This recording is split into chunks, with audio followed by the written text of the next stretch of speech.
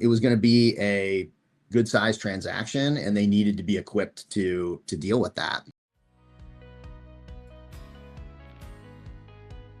Everyone, there's more to it than valuation, right? There's valuation, but then there's what's expected of you as the owner. Like, what do you want going to the other side of this? A PE transaction and a strategic buyer are two totally different things. And what's expected of the owner is going to be different.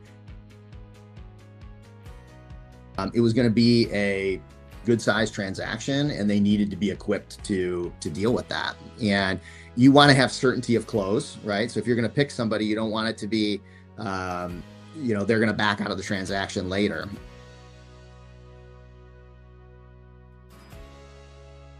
They have a whole team that, they're doing the analysis. They're working with me and my team, answering questions. You can tell in the level of diligence they do before true due diligence that they know what they are buying. A lot of other potential buyers, they don't do that level of due diligence before, right?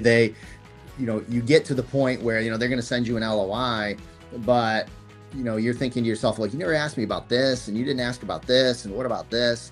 But then there are some buyers that will get into that, and they will do their own work and analysis. We had really good open conversation before we ever reached the point that they were going to cut us an LOI. And so you can feel in that work that they put in on the front end that they're investing, and they are very clear about what they're buying on the other side of this, and your certainty to close goes way up.